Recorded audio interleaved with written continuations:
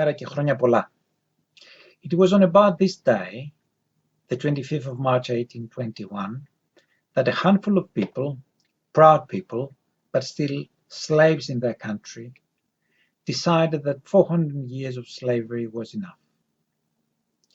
It seems to most of us that if a nation was occupied for nearly 4 centuries, it would be unthinkable for its people to consider rebellion and independence from its rulers. Yet this was no ordinary people and country. These people have some 4,000 years of history and have given so much to civilization and to our planet. Some of their gifts include the basis for philosophy, medicine, politics, democracy, mathematics, the sciences, engineering, literature, poetry, music, opera, dance, architecture, theatre, athletics, just to name a few. On that historic 25th day of March 1821, the day of the Annunciation of the Theotokos, roughly 800,000 Greeks of all ages revolted against the Ottoman Empire.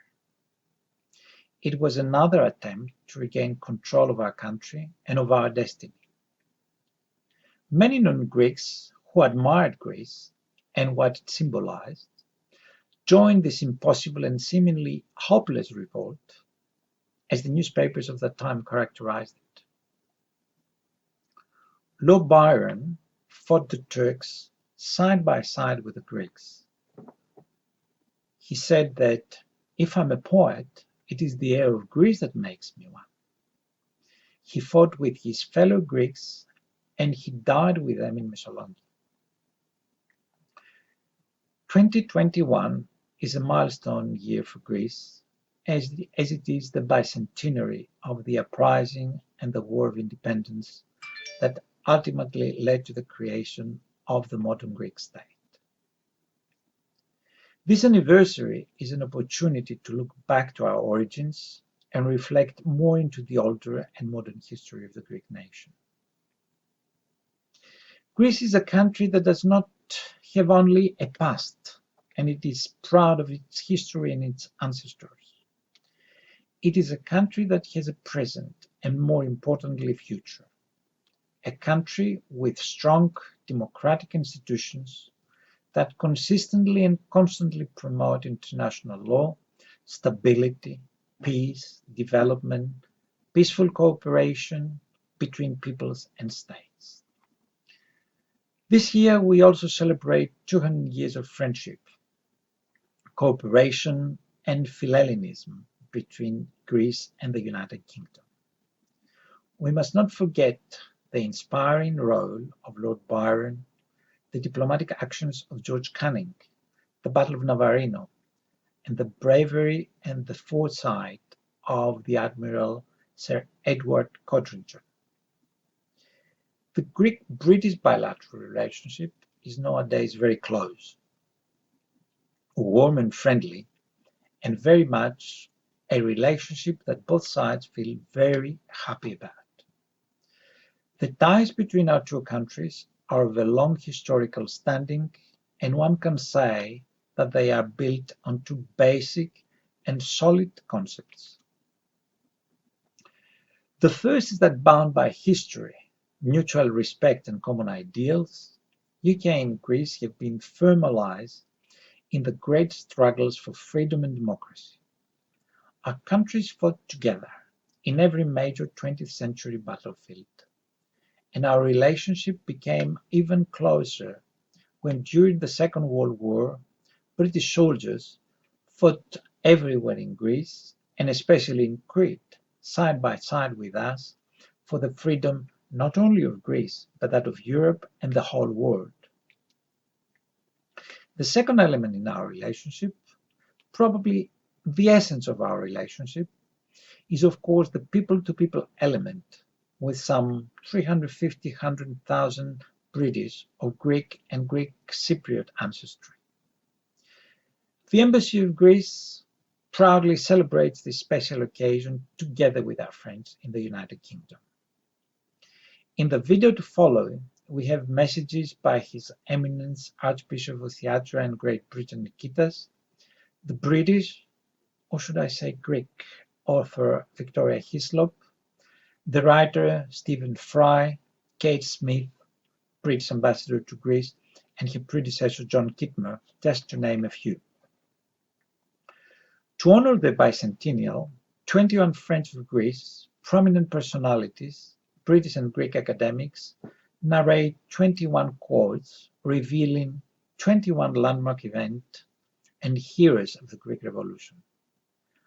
Our online celebratory event will conclude with a recital for violin and piano. I welcome you all to this virtual celebration. I hope you enjoy watching the video, and when it comes to Greece, please remember that nothing is more powerful than an idea whose time has come. Thank you.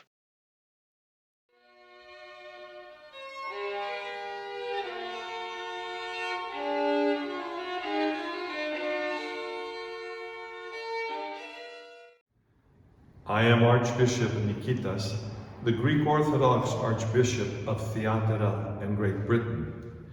It is my pleasure and my joy to share in the celebration surrounding the 200th anniversary of the Greek War of Independence for freedom and for liberty.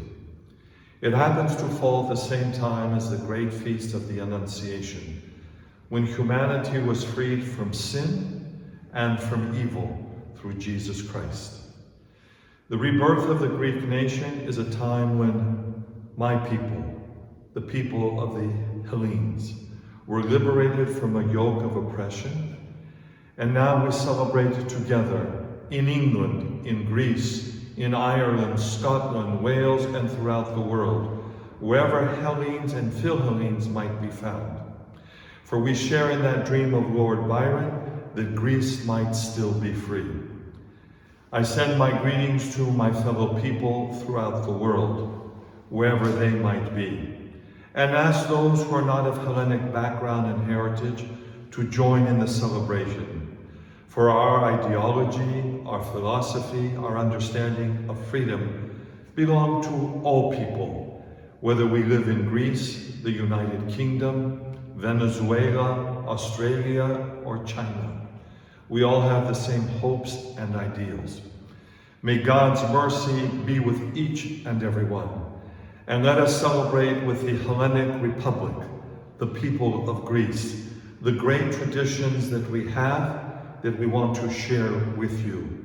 And may God bless you all, and may God give freedom to each nation, each nationality, and to all people.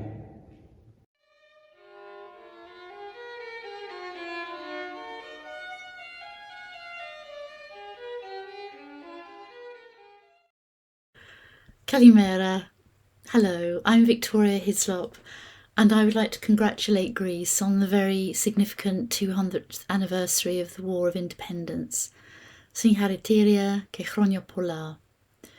I'm very proud to count myself a philhellene, part of a very long tradition of foreigners with a deep love and admiration for Greece.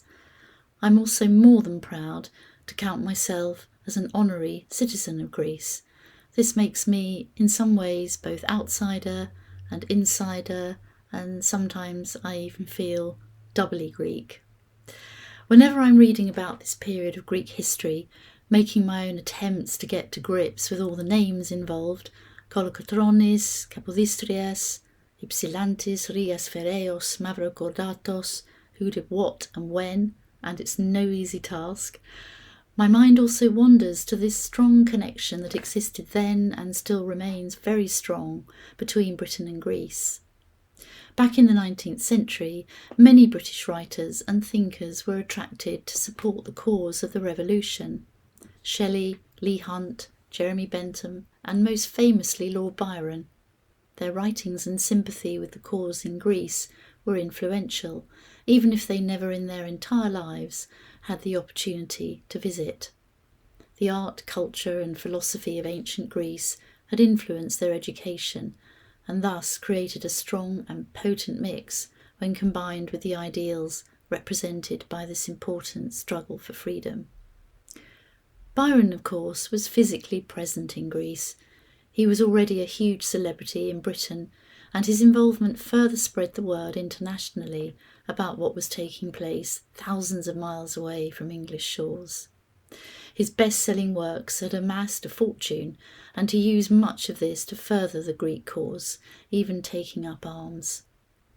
When I was studying English at Oxford, we naturally read Byron. He was one of the most exciting and interesting figures of that historical period, and the lines of one of his most famous poems have always stayed with me. It has 16 verses, and I'll just read the first and the third. And in English at least, his love and passion for Greece simply leap from the page.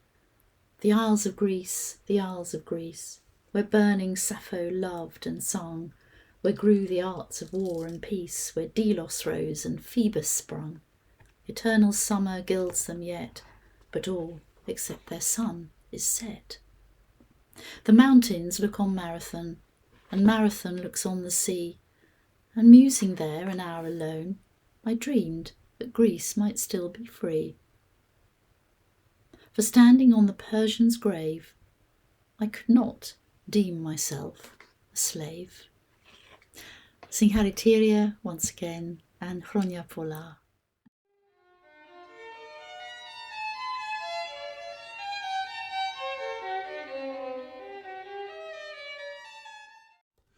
Yasu Singharitiria. Congratulations, Greece, on 200 years of nationhood. It's a much, much longer period, of course, that we have to thank you for, because you were there at the birth of our civilization, and you planted the seeds that we have reaped throughout our civilization. Faulty as it has been, disastrous as it has been at times, without the gifts that Greece gave the world, I'm not sure that we would have any kind of stability or happiness at all. My great hero, Lord Byron, died in the cause of Greek freedom 100 years ago or so, and he inspired me as a boy because I loved his poetry, and I loved his poem, The Isles of Greece, which appears in the middle of his great epic, Don Juan. The Isles of Greece, the Isles of Greece, where burning Sappho loved and sang. There is something, to a sentimentalist like me, deeply romantic about the idea of Greece. Greece is an idea as well as a modern republic. And so when we look back at the 200 years in which you've established your freedom and your independence through a few problems here and a few problems there, we celebrate the strength and vigour of the Greek people, the descendants of the great heroes. And just to remind everyone else from outside Greece that all the problems of debt, sovereign debt a few years ago and so on that Greece suffered, Greece will never owe the world as much as the world owes Greece. And I shall do my very best over the rest of my life to see if we can, in Britain, return what is yours in the shape of the marbles of the Parthenon. That would be a great and classy act on the part of my nation that I am urging them to do. It's probably too late for your birthday as such, but anyway, I will keep trying, and those of us who love Greece will. So, Zito I Elada, is that right? Long live Greece. Eleftheria, freedom. Congratulations, as I say. Singharitiria. Goodbye.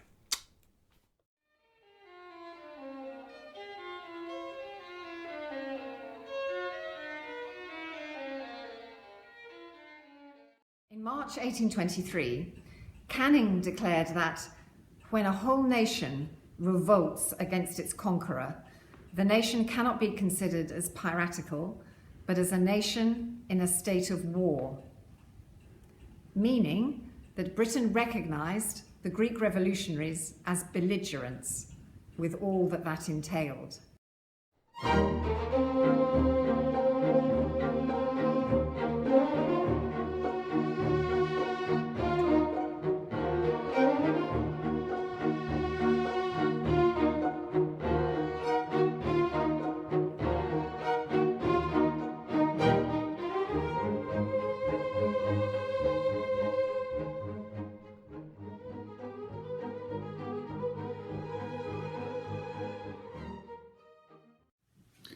My name is John Kitmer. A piece of the small upright bars of the iron stern railing of the Admiral's cabin was struck by a shot and sent edgeways through the calf of my right leg. I had a splinter which struck my left collarbone. I went down to the cockpit. I found myself almost in the dark and in an atmosphere which was as hot as many an oven. On the chests the men's mess tables had been laid, and over them beds. On these lay the wounded, some too bad to speak, others groaning and crying out. These are the recollections of Midshipman Henry Codrington on board the British flagship HMS Asia on the afternoon of the 20th of October 1827 at Navarino Bay. Henry Codrington recovered, but his vivid testimony reminds us that bombardment at close quarters on wooden ships was terrifying and dangerous. For the French, Russian and British Allied fleet, under the command of Henry's father, Admiral Sir Edward Codrington, it was a great victory, the decisive moment in the revolution launched and prosecuted by the Greeks themselves. Behind the bravery and skill lay statecraft. The Treaty of London brought France, Russia and Great Britain into alliance together and was the last great act of the British statesman Prime Minister George Canning. Navarino was a vindication of his policy and would prove the glorious herald of Greek freedom.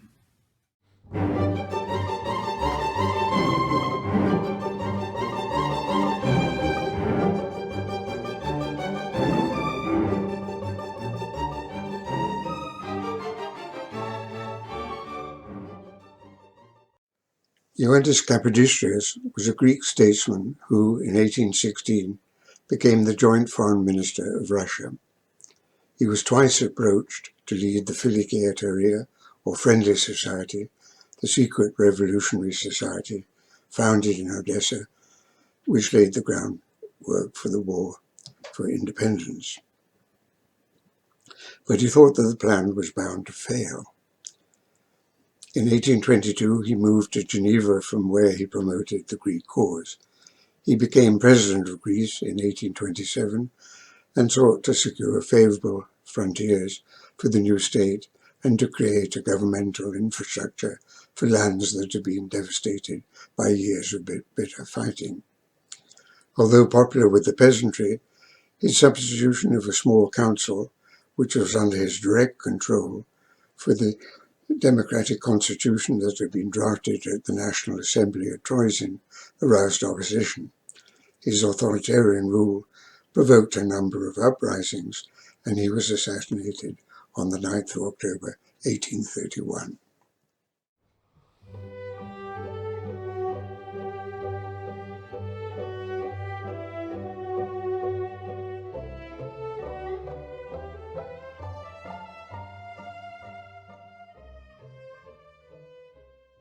It's a great pleasure to be speaking to you in connection with 21 in 21, the bicentenary celebrations. And I'm going to be talking to you specifically, very briefly, laconically, about Dionysios Solomos.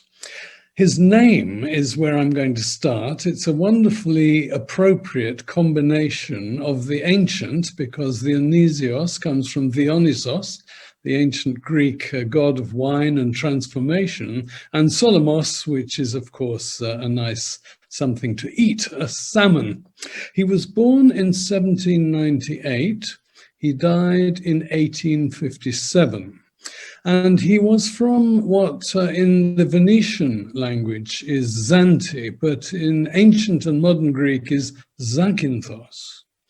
And it was because he was from, this is one of the Ionian Islands, that his very first attempts at poetry were in fact in Italian, not in Greek. However, partly because of the impulse of the Greek Revolution, he decided to write most of his works in Greek, and not just any Greek, but specifically Demotiki. And in that respect, by choosing demotic against any version of Katharevousa, he was declaring he was a modern man. And he stood actually on the cusp in between ancient and modern. 1821 has, of course, a terrific resonance in purely political terms, but in cultural terms, it's also the beginning of the modern world for Hellenes, for all Greeks. His first poems were in Italian, but they're generally thought to be not very good.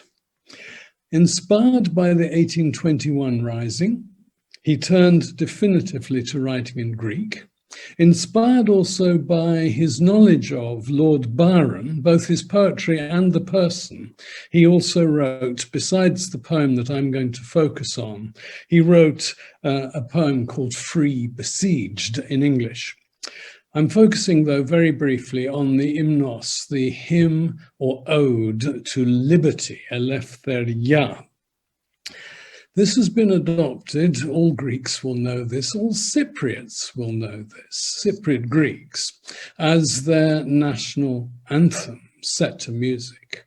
But of course, not all the hymn, because it consists of 158 stanzas, 4 lines each. So it's just the beginning that is used as the national anthems of both those countries. I'm going to quote to you, first in Greek, my pathetic Greek, and then in an English version, the opening of the hymn. And I chose this opening partly because one of the verses is actually repeated more than once later on in the poem. So here goes.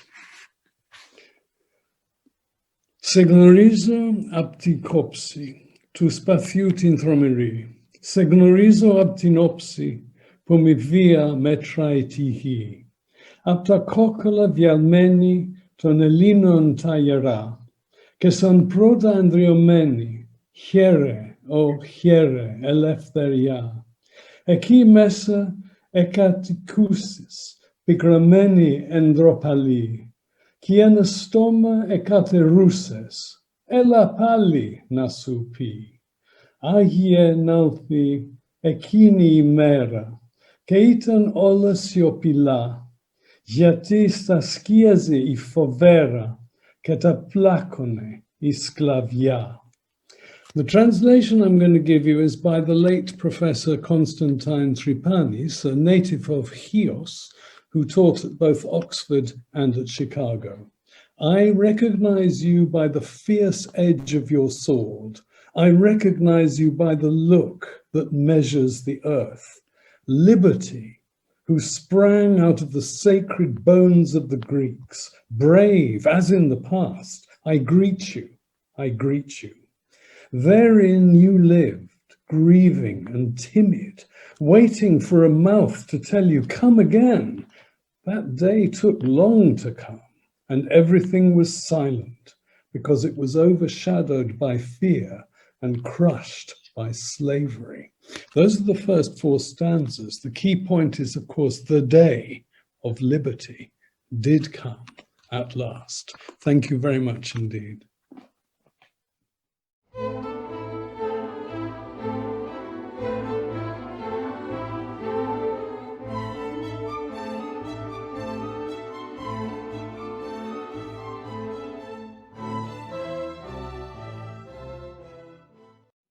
Hello, my name is Rhonda Van Steen, and I'm the Grace Chair of Modern Greek Byzantine History, Language and Literature at King's College London.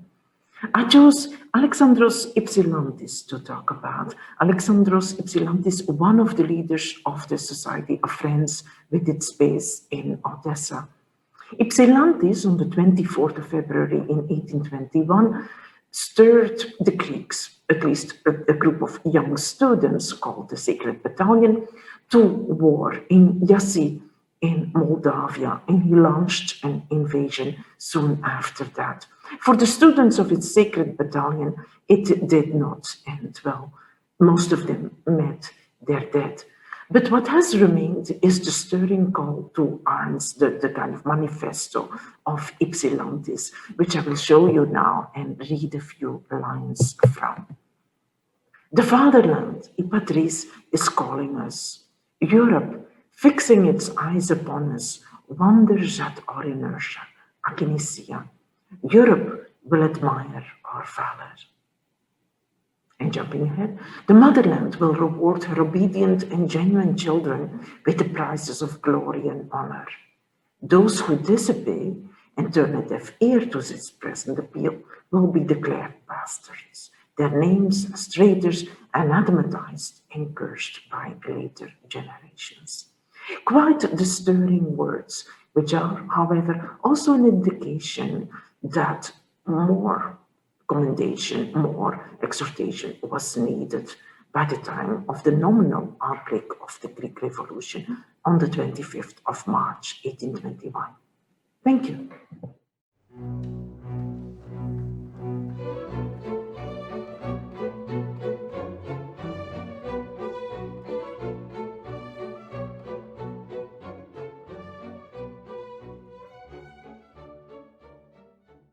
Fair Greece, sad relic of departed worth, immortal though no more, though fallen great, who now shall lead thy scattered children forth, and long accustomed bondage uncreate? So wrote Lord Byron in Athens at the beginning of the year 1810. The poet had just celebrated his 22nd birthday. 2 years later, Childe Harold's Pilgrimage was published in London and became a runaway bestseller all over Europe. Byron's travels in Greece and his thoughts about the future of the country and its people went viral during the next decade. When the Greek Revolution began in 1821, hundreds of volunteers from Europe and America were inspired by Byron's poems to go to Greece and to take up arms in the cause of liberty. Byron himself became one of them and died in Missolonghi in 1824. Byron's sacrifice did much to turn the Greek Revolution into an international affair, and in turn to bring about the creation of independent Greece as the nation-state that we know and love today.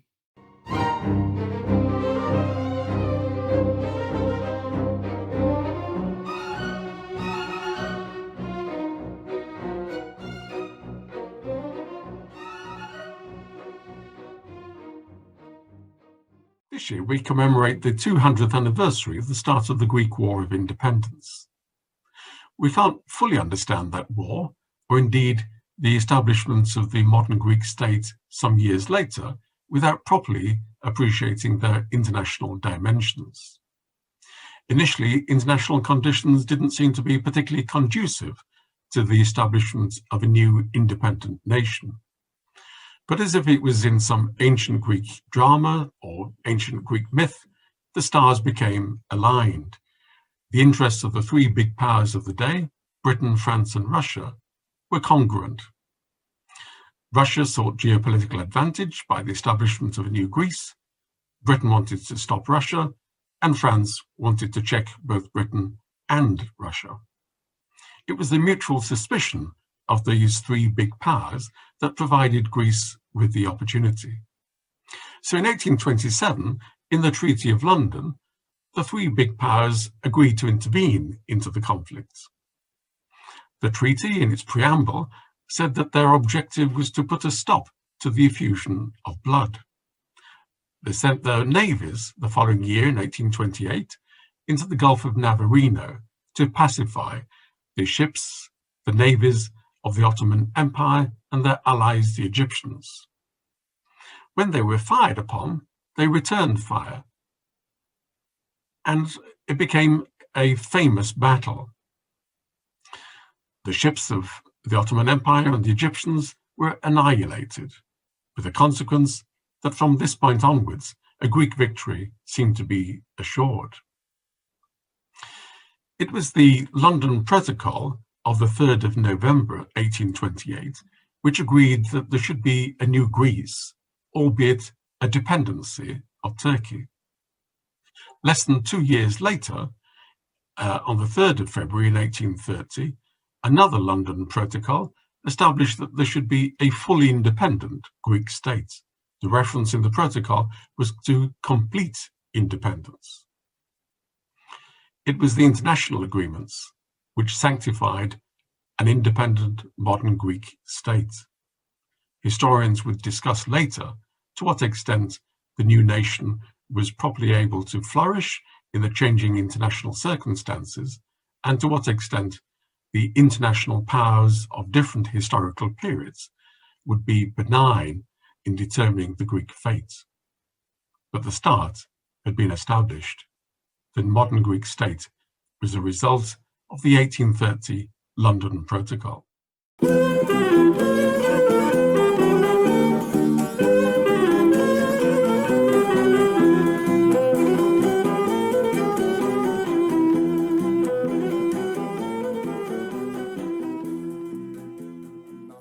I voluntarily swear before the true God that I want to be faithful to the society in every respect and for all time. I will not reveal the least of the symbols nor of the words, neither to any relative, nor to my confessor, nor to any friend. These words open the great oath sworn by initiates into the friendly society, the philhellenism, a secret society modelled on Freemasonry, founded in Odessa in September 1814 by Emmanuel Xanthos from Patmos, Nikolaos Skoufas from Arta, and Athanasios Tsakalov from Ioannina, with the object of the liberation of the motherland, Eleftheros Patridas. Having moved its base to Constantinople in 1817, the society had over 1,000 known members by early 1821, including Theodoros Kolokotronis and Alexandros Mavrokordatos. Its leadership was initially hidden behind the term invisible authority, aorati archi, but by 1820, a real leader was needed, and Alexandros Ypsilantis accepted that role after Ioannis Kapodistrias had turned it down. The rest, as they say, is history. The philhellenism was symptomatic of its time, sharing similarities with the Carbonari in Italy and the Decembrists in Russia. Would the Greek Revolution have happened without the friendly society? Probably yes. Nevertheless, the society united a group of influential Greeks, many based outside what we now consider Greece, around the notions of freedom, eleftheria, and the creation of a shared homeland, Patrida. Bouboulina, Laskarina,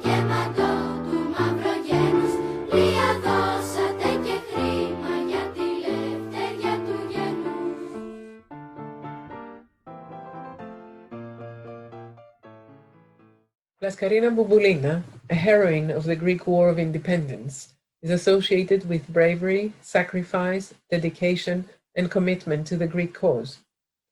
Bouboulina was the first woman in world naval history to have earned the title of admiral, and apparently the only woman to have joined philhellenism, the organization responsible for underground preparations for the war with the Ottomans. Bouboulina's contribution to the Greek War of Independence also included her role as an international diplomat and as the owner of a merchant and naval fleet. On her flagship Agamemnon, the first revolutionary flag was raised 12 days before the well-known date of the 25th of March, 1821. Bouboulina's contribution, however, seems to have been forgotten when, after independence, the Greek government exiled her for political reasons. As April Householder notes in Bouboulina's biography, under the title "The Brave Stepped Back," Bouboulina broke all established gender codes in the area of politics and on the battlefield. Her life represents an alternative history to the masculinist and nationalistic depictions of the Greek War of Independence, as told in both Greek and Philhellenic literatures.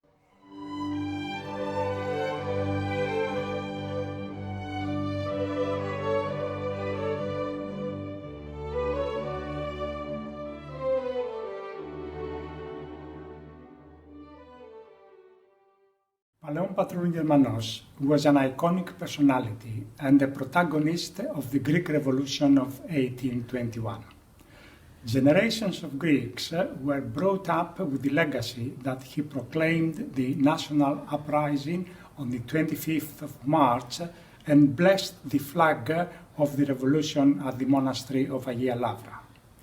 The then English consul in Patras, Philip Green, wrote in the Times of London that the declaration of the revolution took place in Patras. Several sources, including the French historian Pouqueville, have documented Παλαιών Πατρών Γερμανός involvement in the preparations of the rebellion as a member of the secret society of friends. He continued being involved with the politics of the Greek state for some years after the declaration of the revolution. The fact that Παλαιών Πατρών Γερμανός was a clergyman highlights the pivotal contribution of the Greek Orthodox Church in the Greek Revolution. On a personal level, I grew up in Patras, where there was a certain pride about the role of Παλαιών Πατρών Γερμανός played in the revolution. His statue is still prominent in one of the main squares of the city.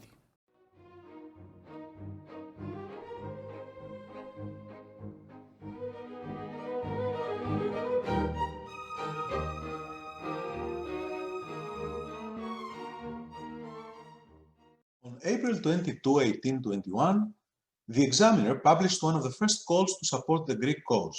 The authors were Mary and Percy Shelley, but the piece was written to a large extent by Alexander Mavrokordato, and it reflected his plan of presenting the Greek Revolution in Europe. The piece included this paragraph, quote, "The Greek students, dispersed in the various universities of Europe, are hastening to assist in the struggles of their country. The exiles banished from the beloved country by the tyrants are spurred on by the hope of revisiting their native land and of enjoying there the liberty and rights of citizenship, of which they have been so long deprived. One sentiment must fill every heart on this momentous occasion, the war of the cross against the crescent, for which our fathers bled, now sanctified still more by its being the overthrow of a cruel empire and the establishment of freedom and happiness in one of the finest provinces of the earth, must fill every heart from the hoary veteran to the schoolboy with enthusiasm and anxiety. Let us hope that no narrow policy and mean fear will tarnish on the present occasion the conduct of those who represent the majority and sway the councils of the British Empire."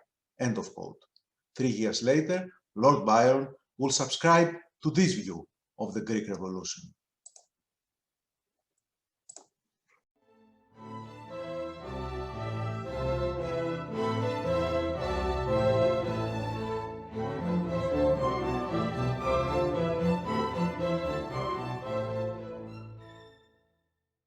The Greek War of Independence is about the struggle of the Greek people against Ottoman rule. It's about the emergence of the modern Greek state. But the Greek War of Independence has to be seen in the context of a pan-European political system, because the Greek War of Independence drew the attention of the great powers. It drew in the attention of Britain, of France, and of Russia, who took direct action, for example, in the Battle of Navarino, and were a constant source of support for the Greeks in their struggle for independence. Why is this? Well, primarily because of geopolitical concerns, because of the European balance of power, because of the perceived need in London, Paris, and Moscow to limit the influence of the Ottoman Empire in Europe, to remove Ottoman Turkey from the European political chessboard. But the Greek War of Independence also brought geopolitics into contact with culture, because the support of the great powers for the Greeks in their struggle for independence was also to do with the cultural heritage of Greece, with the idea of philhellenism, of the idea that the Greeks were the originators of Europe. And so support for them was partly support for Europe. And in this respect, the Greek War of Independence was a struggle which brought geopolitics together with culture.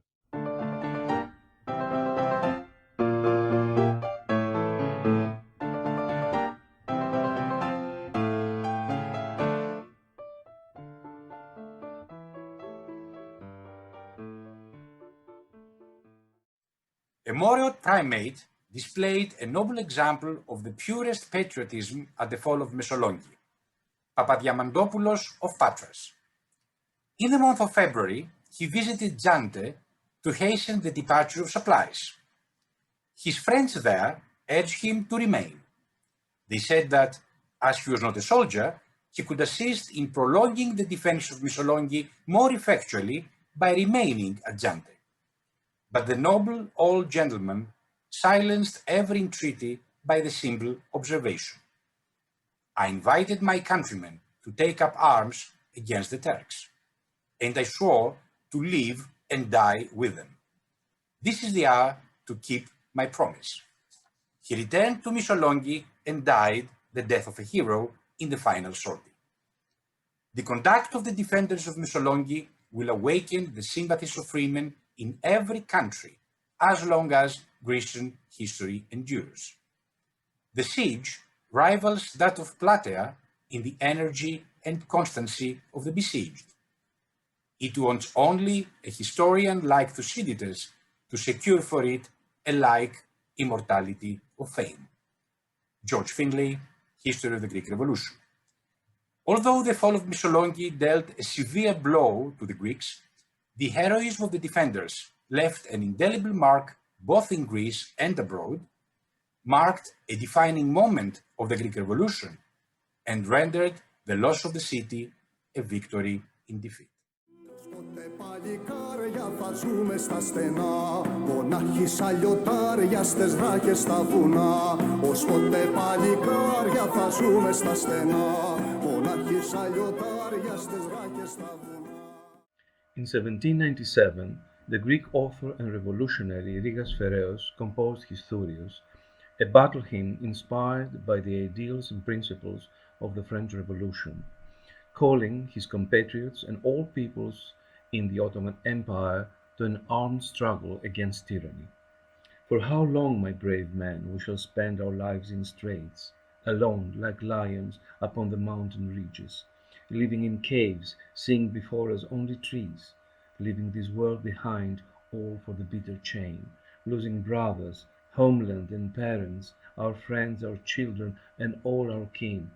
Better a single hour of a life that is free than living 40 years in slavery and in chains. Ως πότε παλικάρια θα ζούμε στα στενά, μονάχοι σαν λιοντάρια, στις ράχες στα βουνά. Κάλλιο είναι μιας ώρας ελεύθερη ζωή παρά 40 χρόνια σκλαβιά και φυλακή. This calling appealed to the hearts of the Greeks and prepared the ground for the War of Independence in March 1821. 200 years later, Rigas is still inspiring us with his message for unity and his calling for freedom.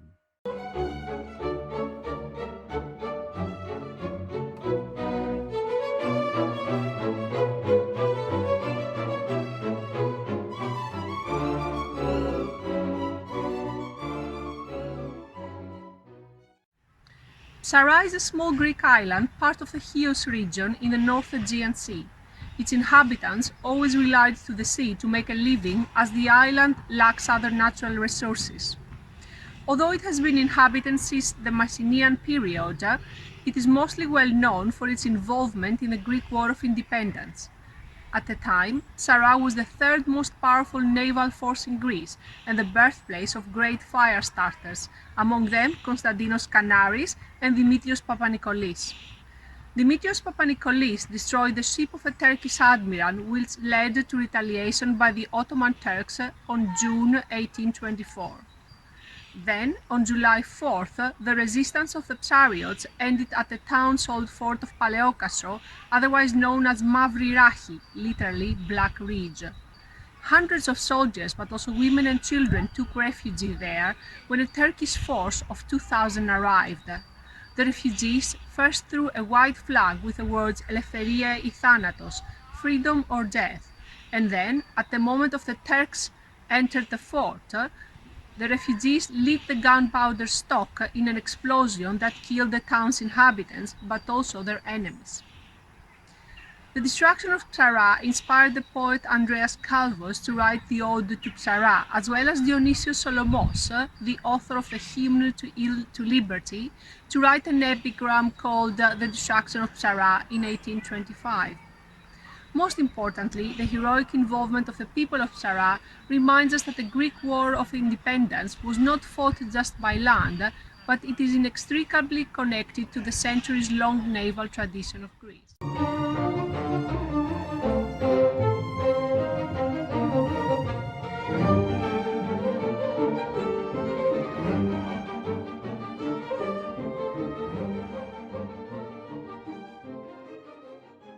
Andreas Kalvos was like a firework that erupted in the sky of revolutionary Greece and broke out into 20 bright sparks, his odes, only to lapse into poetic silence afterwards. I can think of no better account of the unique link between his poetry and the Greek War of Independence than the ode Sikelianos dedicated to him. Kalvos is modern Greece's Pindar, Sikelianos tells us, and his odes a hallowed spring of virtue. «Ω του Πινδάρου σύνθρονος ψυχή, συνέστιε των Θεών Ανδρέα Κάλβε, 21 οδές η μία μετά την άλλη, απ' τ' αμβροσίωδμον στόμα σου αναβλήσαν, ως τα θαυμάσια αέναα της αρετής νερά, στους αιώνιους βράχους. He was born in sacred years, years brightened by the shine of the Greek people's swords and kindled by the blaze of their torches. People who, like a tide of giants, crushed the head of those who were unjust. Ω γεννημένες σε χρόνους άγιους, που τους φώτιζεν η λάμψη των σπαθιών μας, που τους εφλόγιζεν η φλόγα των πυρσών μας, είδες στο κύμα των γιγάντων την κεφαλή να καταπνίγει των ανώμων. For Sikelianos, he is the poet who stood at the edge of time, above the ruins of the war, and whose pen was actually a sword on which he would rest his forehead for inspiration. Και τότε, εκεί το πόδι στείνοντας, στον αιώνων τα τέλεια σύνορα υψωμένος, φανερώθης, πάνω από τα ερείπια, ποιητής, και δεν κρατούσες κοντήλι ολότελα, μα σπάθα, και ακουμπούσες πας στη λαβή της το μεγάλο μέτωπό σου.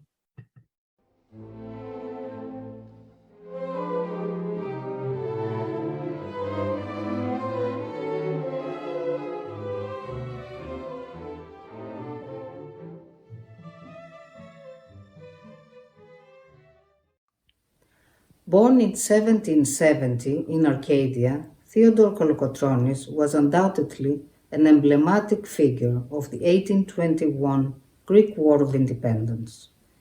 Quick-witted, politically acute, outspoken, yet a diplomatic negotiator when circumstances dictated, he was hounded out of the Peloponnese by the occupying Ottomans taking refuge in 1806 in Zakynthos.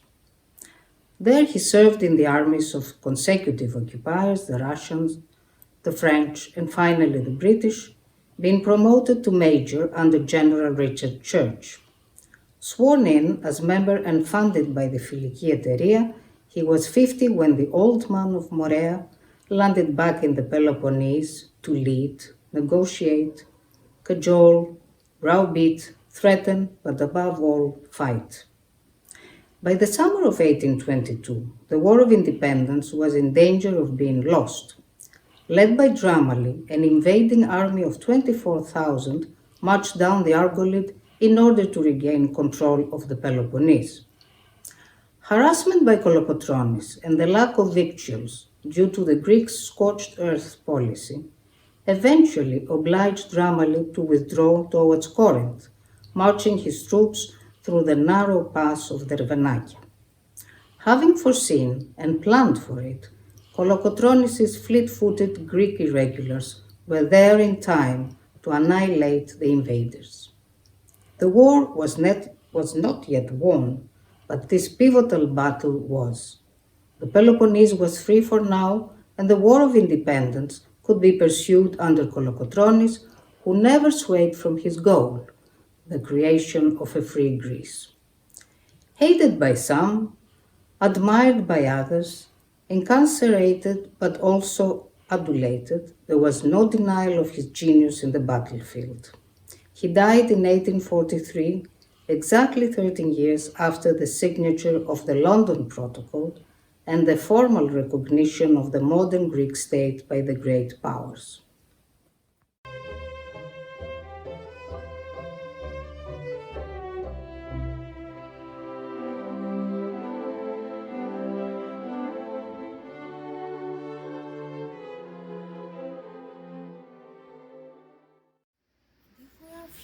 Before Ibrahim's crowd, we have one way of consoling ourselves.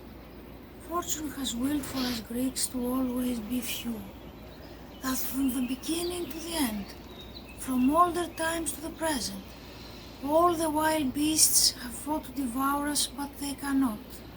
They eat some of us, but the leavening remains, and the few decide to die, and And when they make this decision, it is rarely that they will lose, and very often that they will win.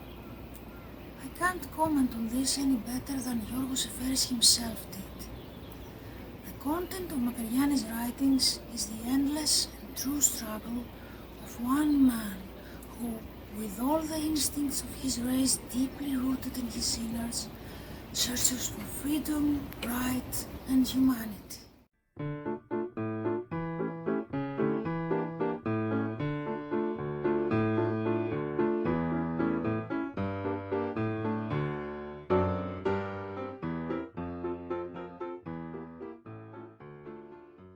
In March 1822, Greek revolutionaries from the island of Samos attempted to capture neighboring Chios. In response, the Ottoman authorities dispatched a fleet to restore order in the island. In the process, the Ottoman forces massacred nearly 2/3 of the island's Greek population. In the course of a few weeks, more than 100,000 Greek Orthodox perished. From those who survived, some fled, while others became slaves. The event was part of a chain of violence, revolutionary activity, and counter-revolutionary action across the Aegean and mainland Greece. The massacres mobilized philhellenic sentiment across Western Europe and captured the imagination of European artists, most prominently the French painter Eugène Delacroix, whose homonymous painting, Scenes of the Massacres at Chios, 1824, became a symbol of romantic philhellenism. In the face of the suffering Greeks, European publics recognized not only the remote offsprings of ancient Greece, but also their distant Christian brothers and sisters. Countless letters from refugees and Christian missionaries featured in appeals aimed to mobilize humanitarian and anti-slavery activists. For all the public outcry, the great powers and Britain retained a cautious approach to the Greek question and favored neutrality. This would change a few years later in 1827.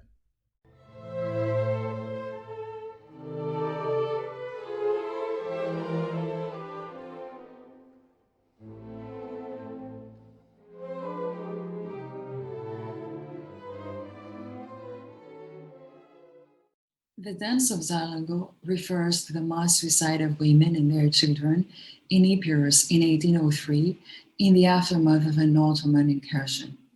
It doesn't matter if there were 22 or 72 women. It doesn't matter if the dance never happened, that this may well be a legend. What matters to me is the symbolic power of the action taken by these women.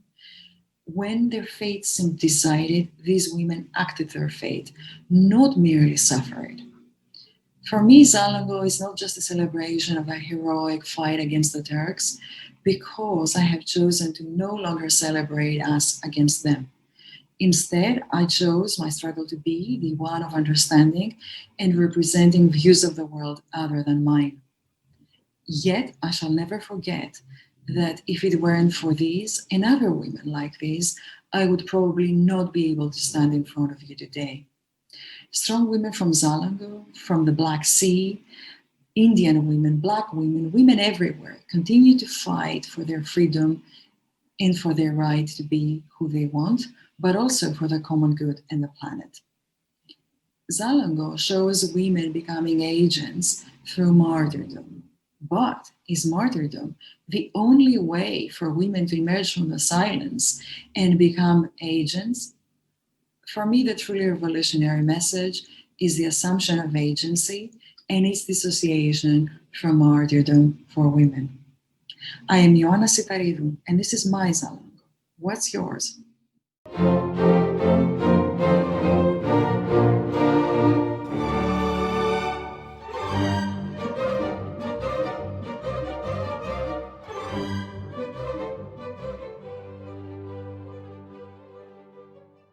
Ένας αητός περήφανος, ένας αητός λεβέντης, από την περηφάνεια του και από τη λεβεντιά του, δεν πάει τα κατόμερα να καλοξεχυμάσει, μονομένει απάνω στα βουνά, ψηλά στα κορφοβούνια.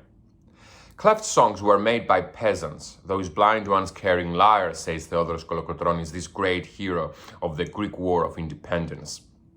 According to Kolokotronis, the Klephts would be made officials for their bravery and wisdom, but they would have their hair cut off if they were wronged, and they would be expelled if they tried to rape a woman. The Klephts retreated to the mountains to pursue freedom, in the sense of an experiential state of unbounded consciousness.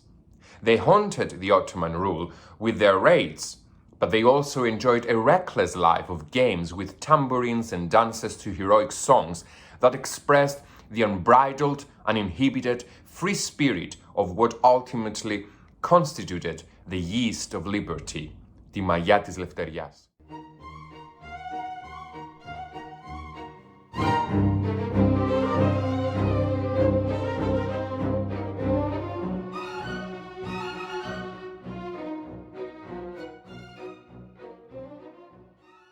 This quote is an extract from a letter from Greek statesman Alexander Mavrokordatos to Augusta Leigh, the half-sister of Lord Byron, written on 1st of May 1824, 2 weeks after Byron's death on 19th of April.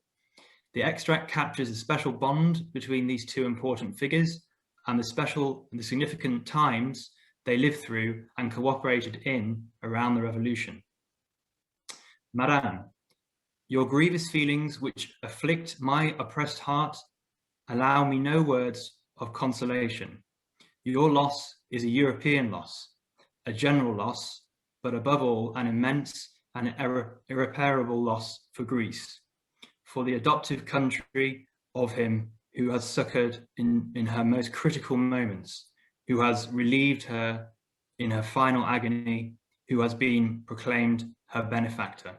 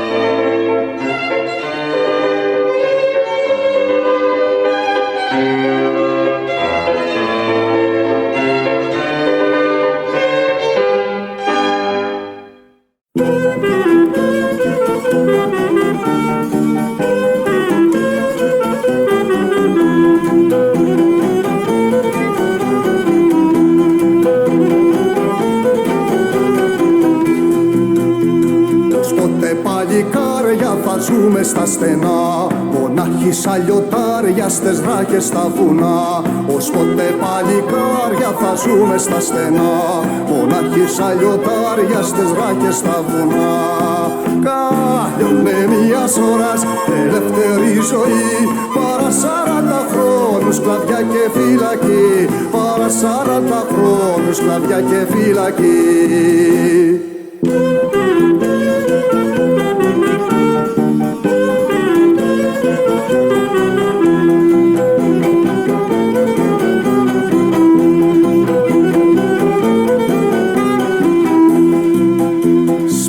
Να κατοικούμε, να βλέπουμε κλαδιά, να φεύγουμε από τον κόσμο για την πικρή σκλαβιά. Σπήλιες να κατοικούμε, να βλέπουμε κλαδιά, να φεύγουμε από τον κόσμο για την πικρή σκλαβιά. Κάλιονε μιας ώρας ελεύθερη ζωή, παρά 40 χρόνους σκλαβιά και φυλακή, παρά 40 χρόνους σκλαβιά και φυλακή.